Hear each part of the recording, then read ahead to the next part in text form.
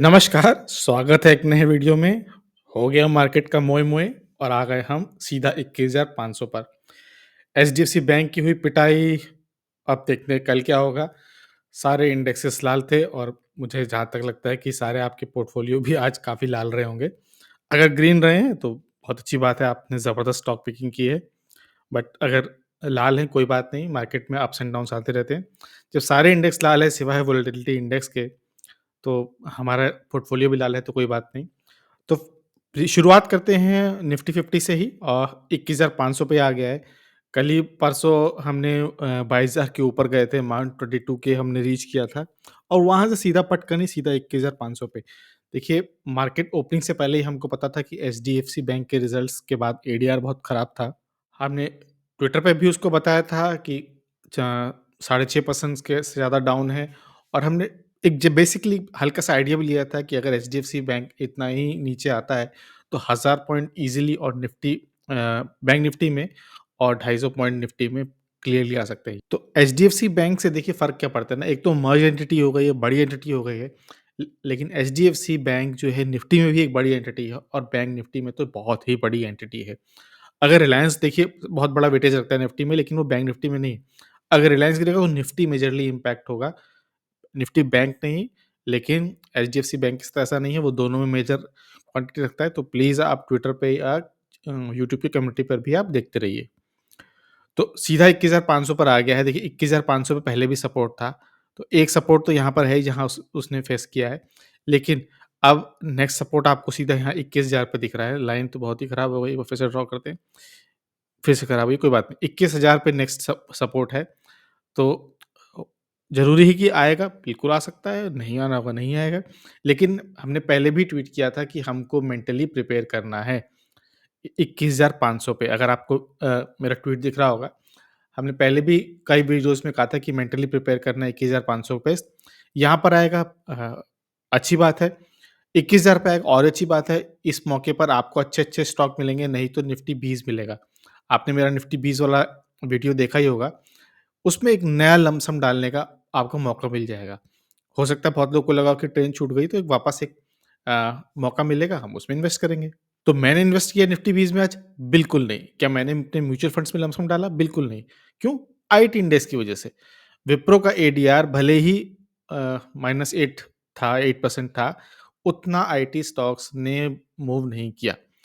विप्रो बहुत ही घटिया रिज़ल्ट थे। मेरे को ऐसा अभी भी नहीं लगता। देखिए, भले ही गैप डाउन होने के बाद रिकवर कर दिया इसने और सिर्फ़ -0.4 पे 5 आधे परसेंट पे भी ये क्लोज़ हुआ है। लेकिन मेरी नज़र में इसकी वैल्यू अभी भी 300-400 के आस-पास ही है। ऐसा घटिया रिज़ल्ट होने के बावजूद कैसे ऊपर टिका हुआ है, जहाँ कमेंट्री भी थकी हुई है कि आगे ग्रोथ नहीं दिख रही है, डिक्लाइन है। लगातार 4-5 क्वार्टर से डिक्लाइन है। अ, आई डोंट नो ऐसा क्या दिख रहा है, तो मैंने बिल्कुल भी इसमें इन्वेस्ट नहीं किया। कल मैं इन्वेस्ट करूँगा। आप पूछेंगे कल क्यों इन्वेस्ट करेंगे जब आज नहीं हुआ? तो मुझे लगता है कल निफ्टी आईटी की बारी आएगी। बैंक के साथ-साथ बैंक भी थोड़ा-सा गिरेंगे, देखिए कोई बात नहीं है। एक बार बैंक को भी देख लेते हैं। कल ही हमने डिस्कस किया था देखिए निफ्टी बैंक में भी कि एक सपोर्ट यहाँ पर है और इस सपोर्ट को टूटने के बाद सीधा नीचे आएगा। बहुत बड़ा गैप है दोनों तरफ, यहाँ भी गैप है, यहाँ भी गैप है। और कल ही हमने डिस्कस किया था कि एचडीएफसी बैंक के रिज़ल्ट, अगर आपको याद हो, हमने डिस्कस किया था कि एचडीएफसी बैंक के रिज़ल्ट तय करेगा कि यहाँ से इसको ब्रेक करके ऊपर जाएगा या वापस 44,000 पे आएगा। तो कल ये बात फार-फेच्ड लग रही थी, लेकिन आज 2,000 पॉइंट्स की डिक्लाइन के बाद अब 44,700 जो है वो दूर नहीं लग रहा है। अ, एक और 2,000 पॉइंट का कट और वापस यहाँ पर आ जाएगा। लेकिन मुझे लगता है कि अब एकदम आएगा, आना भी होगा तो धीरे-धीरे आएगा। देखिए, गैप को हमेशा फ़िल करने के लिए मार्केट जो है वो इंडेक्स जो है वो आतुर रहता है। तो ये जो गैप फ़िल हुआ है इसको इसको भी फ़िल करेगा, इसको भी फ़िल करेगा और इस गैप को भी आज नहीं तो कल फ़िल करना ही था तो वापस आएगा। हमेशा गैप फ़िल होता है। अब देखिए 100% तो कुछ नहीं होता, लेकिन मोस्टली गैप फ़िल करने के लिए जब गैप ब्रेकअवे गैप भी होता है, तो फ़िल करने के लिए ज़रूर आता है। तो यहाँ भी आएगा, पर मैं वेट कर रहा हूँ निफ्टी आईटी का। आप वोलेटिलिटी इंडेक्स देखोगे ना, तो ज़बरदस्त तरीके से है, 11% वोलेटिलिटी इंडेक्स पड़ा हुआ है। अ, अपने देखिए काफ़ी हाई पे आ गया है, 15 पॉइंट्स पे आ गया है। न इंडिया विक्स यानी इंडिया वोलेटिलिटी इंडेक्स का इतना वोलेटाइल होना अच्छी बात नहीं है। आई थिंक टिकर टेप है वो फियर इंडेक्स भी दिखाता है, एक बार उसको भी देख लेते हैं। तो अभी भी फियर पर है, एक्सट्रीम फियर पे आया नहीं। कल एक शार्प अगर डिक्लाइन आ गया तो ये तुरंत पहुँच जाएगा एक्सट्रीम फ़ियर में भी। तो इसको भी देखेंगे और निफ्टी आईटी क्यों ऐसा मुझे लग रहा है कि प्रॉफिट बुकिंग आएगी आईटी स्टॉक्स में, उसके लिए हम यूएस में चलेंगे। यूएस का वोलेटिलिटी इंडेक्स फिलहाल अ, 8% इंक्रीज़ जंप आया हुआ है और वहाँ भी प्रॉफिट बुकिंग आपको दिख रही है। चाहे एसएनपी हो 500 वहाँ भी देखिए गैप डाउन है। नास्डैक यहाँ भी अच्छी खासी प्रॉफिट बुकिंग चल रही है। देखिए नीचे से रिकवरी ज़रूर आ रही है बट अभी जब आप सो के उठोगे तब तक कहानी हो सकता है ग्रीन में भी हो जाए बट फिर भी एक प्रॉफिट बुकिंग जो दिख रही है डाउ जोन्स में भी दिख रही है। गैप डाउन ओपन हुआ था, डॉलर इंडेक्स बढ़ रहा है। आप एप्पल को देखिए उसकी वो भी gap down, Tesla gap down, Netflix, Microsoft देखिए सब में थोड़ी-सी प्रॉफिट बुकिंग आई है। फॉर सम रीज़न ऑयल नहीं चेंज हो रहा है। क्रूड का प्राइस टिका हुआ है जो कि अच्छी बात है हमारे लिए बट एक पॉइंट ये है कि जितना भी रेड सी में एस्केलेशन चल रहा है, ईरान ने पाकिस्तान पे मिसाइल फेंक दी, कोई मूवमेंट नहीं आ रहा है क्रूड में। मेरे लिए बहुत सरप्राइज़ है। ओपेक की मीटिंग भी होने वाली है उसके बाद देखते हैं अगर कुछ मूवमेंट आता है तो। गिफ्ट निफ्टी को देखते हैं, गिफ्ट निफ्टी ने 21,500 का लेवल के नीचे बैठा हुआ है, 21,400 पे चल रहा है बट अगेन ट्रेड होता रहता है, ऊपर-नीचे मूव करता रहेगा। तो आप जब जब मार्केट ओपन होगा तब हम देखेंगे बट फिलहाल 21,500 के नीचे बैठा हुआ है। ध्यान देने वाली बात है कि प्रॉफिट बुकिंग के लिए क्या हम देख रहे हैं, बॉन्ड यील्ड्स। यूएस की 10 ईयर की बॉन्ड यील्ड्स देखिए 200 डे मूविंग एवरेज के ऊपर आ गया है। कल भी जंप था उसके ऊपर ऑलमोस्ट 3% का, आज भी उसमें जंप है 1% का, 4.1% पर आ गया है। ये तो 10 ईयर की बॉन्ड हो गई। आज हम फिर देखते हैं हम 2 ईयर की बॉन्ड, इसमें तो बड़े-बड़े आपको बार दिख रहे हैं। एक मॉर्निंग स्टार पैटर्न रिवर्सल दिख रहा है हमको। रेड कैंडल, डोजी और ग्रीन कैंडल 2% था और आज देखिए 3%। तो बॉन्ड यील्ड्स कह रही हैं कि जो रेट कट की बातें थी, बातों का क्या देखिए, जब तक वो चार्ट में नहीं दिख रहा है, जब तक वो रिज़ल्ट में नहीं दिख रहा है, जब तक सिर्फ़ बातें हैं, बातों की कोई वैल्यू नहीं है। मैं भी बोल देता हूँ अ, इसी बात पे मैं भी बोल देता हूँ देखिए कि 2005 में निफ्टी जो होगा 1 लाख पे होगा। अब 2050 में आके मुझसे मिलिएगा। ऐसे बड़े-बड़े स्टेटमेंट्स देना बहुत ही ईज़ी है, बहुत ही अ लूज़ होते हैं वर्ड्स, इनकी कोई वैल्यू नहीं है। जब निफ्टी आपको दिखाई दे 1 लाख पर तब आप उसकी वैल्यू जानिएगा। चलिए ये तो हो गई बात। अब बात यहाँ से एक और निकल के आई है कि निफ्टी 50 में देखिए हमने पहले भी डिस्कस किया था। देखिए स्टॉक डिस्कस कर बहुत ज़्यादा डिस्कस नहीं करेंगे आज, बट हम डिस्कस करेंगे कि हमने कैसे प्रॉफिट बुकिंग करनी है और क्यों करनी है। देखिए प्रॉफिट बुकिंग मैंने पहले बोला था कि 22 के एक लॉजिकल पॉइंट है वहाँ पे प्रॉफिट बुकिंग बनती है। और हमेशा प्रॉफिट बुकिंग आपको बीच-बीच में करते रहनी चाहिए। देखिए, ना हम म्यूचुअल फंड है, ना हमारी ऐसी इनकम है कि हर 10 मिनट पे, हर 10 दिन के बाद हमारे पास नया फंड आ जाएगा। तो हमको फंड रोटेट करने पड़ते हैं। अपनी सैलरी से बचा-वचा के, सेविंग कर के हमको इन्वेस्ट करना पड़ता है। प्रॉफिट बुकिंग करेंगे तभी फिर पैसा आएगा, फिर डालेंगे। और मैं आपको एक छोटा-सा एग्ज़ाम्पल देता हूँ। मान लीजिए कि ये एक स्टॉक है, उसकी वैल्यू ₹10 है। आपका लॉन्ग टर्म का गोल है मान लीजिए, मीडियम से लॉन्ग टर्म मैं मान रहा हूँ 4-5 साल में आपका उसका व्यू है कि वो ₹100 तक जाएगा। अब जब वो 10 का पहुँच गया वो 25 पर, तो आप उसको प्रॉफ़िट बुक कर सकते हैं। तो आपके पास 10 से 25, 15 पॉइंट का आपके पास रिज़र्व है। मैं पॉइंट्स में गिन रहा हूँ, आप रुपीज़ में अपने हिसाब से देखिएगा। तो 15 पॉइंट का आपके पास एक बफर है। अगर यहाँ से ये नीचे भी आया, मान लीजिए यहाँ से 20 पर आ गया, तब भी आपके पास 15 पॉइंट का रिज़र्व है। मैक्सिमम क्या होगा, ऊपर जाएगा। अगर इस पैटर्न को इसने कंटिन्यूएशन किया, तो आप इसको 30 पर फिर से ले लीजिए। आप 30 पे आपने फिर से एंट्री की, तो आपके पास 15 का रिज़र्व, तो आपने सिर्फ 5 पॉइंट्स ही मिस किए, ठीक है? तो 10 से 100 की जर्नी में आपने 5 पॉइंट मिस किए, कोई बहुत बड़ी बात नहीं है। तब जब आपका कन्विक्शन जो हो बहुत स्ट्रॉन्ग हो। फिर आपने 30 पे लिया, फिर ये वापस 50 पे पहुँचा, 50 पे भी आप 50 पे पहुँचा, आप फिर यहाँ प्रॉफ़िट बुक कर लीजिए। पार्शियल बुक करिए, पूरी बुक करिए, वो आपकी स्ट्रैटेजी होगी। आप देखिए, बट आपने 50 से प्रॉफ़िट बुकिंग किया, तो आपने 10 से 50 के बीच में आपने सिर्फ़ 5 पॉइंट आपने मिस किए। बाकी के पॉइंट आपके रिज़र्व हो गए। यहाँ 20 हो गए, यहाँ 15 हो गए। तो 35 पॉइंट्स आपके पास रिज़र्व हो गए। अब आप इसको लूज़ नहीं करेंगे। अब या तो नीचे आएगा तो अच्छी बात है, आपने बेच दिया। अब हो सकता है कि फिर ऊपर जाए, तो फिर आप ये 55 पे पहुँचेगा। तो अगर 55 पे आपको दिख रहा है कि पैटर्न कंटिन्यूएशन हो रहा है, अब फिर ले लीजिए और फिर यही जर्नी चलेगी धीरे-धीरे 100 की। तो मैक्सिमम आप 5, 10, 15, 20 पॉइंट मिस करेंगे 10 से लेके 100 में। कोई भी ऐसा मतलब बहुत ही कम ऐसे शेयर होल्डर्स होते हैं, जो नीचे से लेके एकदम टॉप की जर्नी तय करते हैं। बहुत सारे आपने ऐसे स्टॉक देखे होंगे जो 10,000 गुना बने होंगे, 4,000 गुना, 5,000 गुना। उनमें number of share holders promoter के अलावा शायद ही कोई ऐसा होगा, जिसने एकदम बॉटम से पकड़ी हो कहानी और ऊपर तक गई हो। अगर यही 10 का 25 वापस आके ये 5 पे आ जाता, आप इसमें बैठे रह जाते आजीवन भर। फिर आप वेट करते थे कि कब ये ऊपर आएगा, कब ये ऊपर आएगा और आपकी कहानी बीतती जाएगी। जैसे आईईएक्स, आईईएक्स में देखिए अगर हम इसको डेली हटा के अगर हम इसको वीकली चार्ट लगाएँ, तो आप देखोगे कि कहाँ से नीचे आया हुआ है। अगर आपने प्रॉफिट बुकिंग नहीं की टाइम टू टाइम, तो आप इसमें हमेशा नीचे बैठे रहोगे कि अब मेरे लेवल पे आएगा, अब मेरे लेवल पे आएगा, अब मेरे लेवल पे आएगा। मार्केट में न्यूज़ आती रहेगी, ये 10-10%, 20-20% लोअर सर्किट लगाता रहेगा, आप टिके रहोगे। तो आईईएक्स गिरा क्यों आज? न्यूज़, न्यूज़ क्या? कि मार्केट डिकपलिंग होगी। बट ये न्यूज़ तो इतनी बासी है, इसी न्यूज़ के चलते तो ये ₹300 से ₹150 पे आया। अब अगर यहाँ से भी ये 10% गिर जा रहा है तो एक अलग ही बात है। ब मार्केट में पैनिक था तो किसी को ब्लेम करना ठीक नहीं है। देखिए सबको पैसा प्यारा है। पैनिक के समय सबसे पहले अपनी जो आप सेविंग होते हो बचाते हो, तो किसी ने बचाया अपनी सेविंग की, अपने अर्निंग बचाई, ठीक है, दैट इज़ ओके, किसी को ब्लेम करना ठीक नहीं है बट स्टिल ये न्यूज़ जो थी पहले से ही इसके अंदर प्राइस्ड इन है, कुछ भी नया नहीं है, सिर्फ़ मार्केट में पैनिक था, तो लोग आईएएक्स से निकलने लगे, लोगों को लगा कि अभी इसकी वैल्यू हो जाएगी ज़ीरो और मेरा तो इस गवर्नमेंट पे लोग कह रहे हैं गवर्नमेंट पे ट्रस्ट नहीं, मुझे तो इस गवर्नमेंट पे पूरा ट्रस्ट है। अगर कोई गवर्नमेंट है जो अपना फैसला लेके वापस आती है, तो यही गवर्नमेंट है। चाहे वो फार्म लॉज़ हों, सीए, एनसीआर, फलान-ढिमका, अभी रिसेंटली वो शुगर पे लेकर आए थे। शुगर पे उन्होंने शुगर से एथनॉल बनाने को उस पे बैन लगाया था। 2 दिन उन्होंने शुगर इंडस्ट्रीज़ ने उस पे कंसर्न रेज़ किया, रिटर्न करके नया ले आए कि मोलेसिस करना है, ये करना है, वो करना है, तुरंत रिटर्न कर लिया। अभी हमने ट्रकर्स का देखा जहाँ वो रोड सेफ्टी को लेके कानून लेके आए थे, 2 दिन की स्ट्राइक हुई, वापस ले लिया। तो मुझे तो इस गवर्नमेंट पे पूरा यकीन है, अगर पावर एक्सचेंज या कुछ बड़े लोग या कुछ भीड़ उस फैसले का विरोध करेगी, तो गवर्नमेंट तुरंत वापस ले लेगी। और मैंने सुना है जो मिनिस्टर हैं आई थिंक वो कह रहे थे कि पूरे देश में एक बिजली बनेगी। अगर पूरे देश में एक बिजली मिलेगी, यही एक देश और एक प्राइस होगा, तो पेट्रोल के प्राइस और डीज़ल के प्राइस क्यों वेरी करते हैं? कमोडिटी के प्राइस क्यों वेरी करते हैं? तो बातें हैं देखिए अगेन कुछ भी बोल दीजिए, मैं भी कुछ बोल दूँ, आप भी कुछ बोल दीजिए, कोई फ़र्क नहीं पड़ता। जो प्राइस्ड इन है, जो प्राइस है वही है। आईएक्स 147 पे है, हमको दिख रहा है प्राइस्ड इन है, एक्सचेंज बता रहा है, तो हम मानेंगे 147 पे है।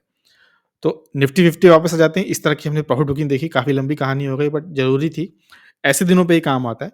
तो अ, मैं कल का वेट करूँगा, मेरे को लगता है कि निफ्टी आईटी कल गिरेगा और मैं उसमें फिर अपना निफ्टी 20 फिर से खरीदूँगा। आईटी 20 में अगर अच्छा लेवल मिला तो खरीदूँगा वरना बैठूँगा। देखिए मैं तो काफ़ी ऊपर से बैठा हूँ तो टाइम से बैठा हूँ तो थोड़ा-थोड़ा प्रॉफिट बुकिंग कर के मैं मार्केट में रोटेट करता रहता हूँ। तो मार्केट गिरा, थोड़ा-सा पैनिक था बट इतना ही पैनिक नहीं था। ऑप्शन चेन देख लेते हैं निफ्टी 50 का। देखिए कल है निफ्टी की एक्सपायरी और पहले ही बहुत गिर चुका है। अब पुट सेलर्स की, पुट राइटर्स की हिम्मत नहीं हो रही है कि वो पुट राइटिंग करें। कॉल सेलर्स उल्टा कॉल सेलर्स के देखिए जम के कॉल राइटिंग की गई है। 21,700 पे, 21,750, 21,800 पे तो ज़बरदस्त कॉल राइटिंग की गई है। वो छोड़िए 22,000 तक पे कॉल राइटिंग की गई है। उसके अलावा आप देखोगे तो 22,100 पे भी 2 लाख की कॉल राइटिंग है। तो कॉल जम की कॉल राइटिंग की है क्योंकि इतना ऊपर जा नहीं सकता। और यहाँ तो 22,500 देखिए 22,500 की कॉल राइट करके गई भी की गई है। अच्छी बात है, सब अपना प्रीमियम जेब में डालेंगे। तो मार्केट में डर है, उसका फ़ायदा सभी उठाएँगे और आप पुट साइड में देखोगे पुट राइटिंग गायब है। ये जो 21,500 पे खतरों के खिलाड़ी बैठे हैं, ये या तो हीरो बनेंगे या कल यही जब अपनी पोज़ीशन स्क्वायर ऑफ करेंगे तो मार्केट और धड़ाम से नीचे गिरेगा। इसके नीचे देखिए आपको कोई बड़ी एज़ सच पोज़ीशन नहीं दिख रही। जो 21,000 की है सपोर्ट वहीं पे जाके 1,91,000 2 लाख के आस-पास ओपन इंटरेस्ट बनना है। तो अगेन मेंटली हमको प्रिपेयर करना है कि हाँ 21,000 पे आ सकता है। आ गया गुड, नहीं आया तो और भी गुड। दोनों साइड के लिए हमको प्रिपेयर करना है, सिर्फ रिजिड नहीं रहना है, हमको आगे भी देखना है। अब कुछ स्टॉक्स देख लेते हैं, रिलायंस इसमें भी प्रेशर था और नीचे तक आया, ऊपर गया, खूब वोलेटिलिटी थी। एचडीएफसी बैंक हम पहले देख चुके हैं। जितना प्रॉफिट हमने यहाँ कहीं से परचेज़ किया था, सब एक ही दिन में उड़ गया। 0% पर आ गए हैं, बट ठीक है मार्केट में इतना थोड़ा बहुत चलता रहता है। अगर हम इसको डेली से हटा के अगर हम इसको वीकली बेसिस पे लगाएँ ना, तो हमको क्लियरली एक रिवर्सल दिख रहा है यहाँ पे और वापस हो सकता है कि अपने इस लेवल पर चला जाए। पहले भी इस लेवल से इसने कई बार सपोर्ट लिया है, तो हम इसको ट्रैक करेंगे। अ, और आज एफआईआई-डीआईज़ का डेटा देखोगे आप, तो उन्होंने जम के सेलिंग की है। तो अगर आप सेल देखोगे एफआईआईज़ का, तो उन्होंने 27,896 करोड़ की सेलिंग की है और बाइंग देखिए 17,000 की है। तो नेगेटिव देखिए ज़बरदस्त सेलिंग की। जनरली डीआईएस की बाइंग जो होती है एफआईआईज़ को कवर कर लेती है थोड़ा बहुत, लेकिन आज जो डिफरेंस है वो दुगने से भी ज़्यादा है। इसमें मेजॉरिटी बैंक्स ही होंगे, तो सारे बैंकों की धुलाई हुई है। एचडीएफसी बैंक जब नीचे जाएगा तो देखिए पूरा सेक्टर, जब भी स्टॉक नीचे जाता है पूरे सेक्टर को लपेट लेता है। तो एफआईआईज़ ने जम के सेलिंग की है, वॉल्यूम भी हाई दिख रहा है, डिलीवरी भी इसमें हाई थी, तो बहुत बहुत ही ज़्यादा सेलिंग की गई है। वापस इस लेवल पर आ गया है। अगर आपको लगता है कि ये लेवल ठीक है, तो आप एनालिसिस करके अपना बाय सेल का डिसीजन ले सकते हो। नीचे आएगा, ज़रूर नीचे आएगा। मुझे लगता है कि अभी अपना आने वाला 1300 से 1400 के पॉइंट पे ज़रूर नीचे जाएगा धीरे-धीरे करके। जब आपको ठीक लगे तब आप इसमें एनालिसिस करके अपना परचेज़ कर सकते हो। याद रखिए, कोई भी बाय सेल रिकमेंडेशन नहीं है, सिर्फ़ एक प्रैक्टिस है, सपोर्ट रेजिस्टेंस ढूँढने की, ताकि हमें कोई बेवकूफ़ ना बना पाए। टीवी पे आके बोले कि मैंने पहले बोला था, तुमको ये नहीं दिखा, तुमको पता नहीं कि एडीआर क्या होता है, तुमको एफडी नहीं पता क्या होता है, तुमको इक्विटी नहीं होता है। तो हमको सब ये बात ध्यान रखनी है और अपने अपने जो मूविंग एवरेजेस, टेक्निकल एनालिसिस, इन पे ध्यान देना है। मूविंग एवरेजेस भी एक बार लगा लेता हूँ, तो देखिए तीनों के नीचे है, काफ़ी नेगेटिव है, but still a, it's okay. देखिए मज़गाँव डॉक आज ऊपर था, कोचिन शिपयार्ड भी था, प्राइम मिनिस्टर भी कोचिन पहुँचे हुए थे। तो एक इस तरह का एक कप एनालिसिस हमने पहले भी डिस्कस कर चुके थे। पहले दिन ऊपर गया, सेलिंग आ गई, लेकिन दूसरे दिन फिर आज थोड़ा-सा मूवमेंट आया है। तो मैंने कल भी बोला था कि अगर सेलिंग आ गई है तो किसी और के लिए री-एंट्री की अपॉर्च्युनिटी होगी।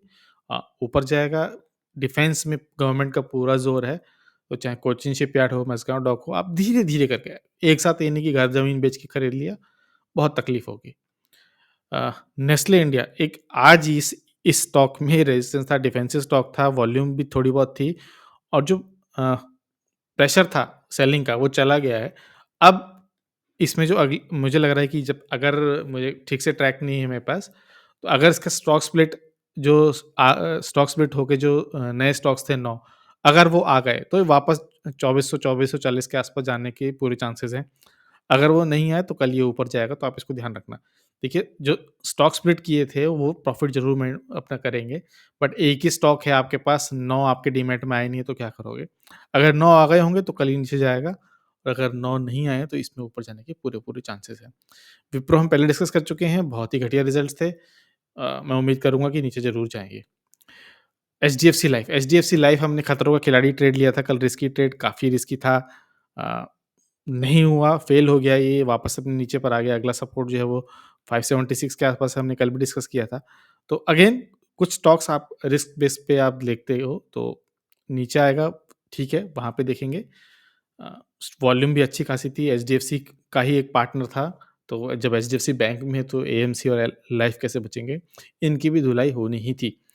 एशियन पेंट्स के रिजल्ट आ चुके हैं, तो एक बार एशियन पेंट्स का हम चार्ट तो हम खोल के बैठे ही हुए हैं। एक बार रिजल्ट भी देख लेते हैं। तो रिजल्ट में देखोगे आप एशियन पेंट्स का, तो आपको दिखाई देगा ईयर ऑन ईयर 5% का ग्रोथ है। एबिटा में भी 28% का ग्रोथ है, नेट प्रॉफिट भी बढ़ा हुआ है, ईपीएस बढ़ा हुआ है। ओवरऑल रिजल्ट ठीक है, थोड़ी-सी कमेंट्री जो थी डल थी शायद उनका भी कुछ प्राइस हो गए एचडीएफसी बैंक में, जोक्स असाइड, उसका शौक मना रहे थे, बट रिजल्ट बहुत ब्राइट भी नहीं है। मैं एक्सपेक्ट कर रहा था कि क्रूड का प्राइसिंग बहुत ही मेजरली इफेक्ट करेगा, बट उतना मेजरली इफेक्ट किया नहीं। इनकी इन्वेस्टर्स प्रेजेंटेशन में भी बहुत ही फीकी-फीकी बातें लिखी हुई हैं। अ, ठीक नहीं था, बट क्रूड का प्राइस का रिलीफ इनको ज़रूर मिलना चाहिए था। डिटेल में देखोगे आप सेल, तो 9,103 करोड़ के आसपास है। 9,000 के पहले ये जून में गए थे, देखिए यहाँ पे ऑलमोस्ट टच कर गए थे। अगर आप क्वार्टर ऑन क्वार्टर देखोगे तो क्लियरली इंक्रीज़ है, ईयर ऑन ईयर देखोगे तो वहाँ भी इंक्रीज़ है। ऑपरेटिंग प्रॉफिट में देखोगे तो 2,056 crore quarter on quarter increase है, ईयर ऑन ईयर भी काफ़ी इंक्रीज़ है। लेकिन अगेन ये जून का जो क्वार्टर था, ये इनको बहुत प्रॉफिट यहाँ पे हुआ था। तो देखिए प्रॉफिट मार्जिन भी यहाँ 23% था, फिर घट गया 20%, वापस 23% आ गया। तो क्वार्टर ऑन क्वार्टर भी इंक्रीज़ है और ईयर ऑन इंक्रीज़ है।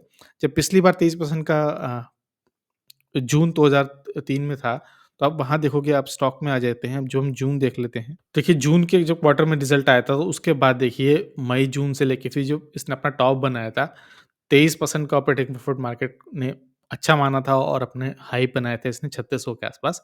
वहाँ से कंसोलिडेट कर रहा है, क्या बनाया है? Inverted head and shoulder. अगर आप देखोगे तो इसने इस तरह से इन्वर्टेड हेड एंड शोल्डर बना के अपना टारगेट मीट किया, वापस नीचे आया। आज प्रेशर में था, वॉल्यूम भी थे, 200 डीएमए को टच किया, 100 डीएमए को टच किया, तीन दोनों को दिन में ब्रेक कर दिया था, लेकिन रिकवर कर गया, उसके ऊपर है। तो आप देखोगे कि 23% का ऑपरेटिंग प्रॉफिट मार्जिन अच्छा है। ऑपरेटिंग प्रॉफिट मार्जिन भी देखिए 2000 के लेवल पर नहीं गया, लेकिन हाँ 1968 पे था, अच्छी बात है। और नेट प्रॉफिट भी ठीक है। अ, पिछली बार जो जून वाले क्वार्टर से थोड़े से कम है, ईपीएस भी थोड़ा-सा कम है, बट ठीक है। रिज़ल्ट ओवरऑल ठीक है एचडीएफसी बैंक के। कमेंट्री थोड़ी ढीली है, आई थिंक पता नहीं किसी बात का शौक था उनको, जहाँ उनको ग्रोथ में थोड़ी बहुत दिक्कत दिख रही थी। बट ठीक है, मेरे हिसाब से ठीक है। एचडीएफसी बैंक में कल हम एचडीएफसी बैंक ही मुँह से निकल रहा है एशियन पेंट्स। एशियन पेंट्स हम कल ज़रूर देखेंगे, मुझे लग रहा है रिज़ल्ट अच्छे हैं। अ, कुछ ब्रोकरेज की रिपोर्ट भी आ जाएगी तब तक, उसको एन्जॉय करेंगे। और उस लास्ट में आता है निफ्टी 20। निफ्टी 20 को हम अच्छी खासी वॉल्यूम थी, सेलिंग थी, ऊपर से डिक्लाइन आ चुका है। अगर आप देखो इस जिसने हाई बनाया था कल परसों, वहाँ से 3% नीचे, थोड़ा-सा और नीचे आया तो बिल्कुल परचेज़ करेंगे। निफ्टी आईटी गिरा ज़रूर परचेज़ करेंगे। तो ये थी आज का वीडियो एनालिसिस। कैसी लगी वीडियो, कैसे लगा स्टॉक? आपका पोर्टफोलियो कैसा था? हरा, ग्रीन कि बैंगनी? ज़रूर बताइएगा। वीडियो को देखने के लिए बहुत-बहुत धन्यवाद।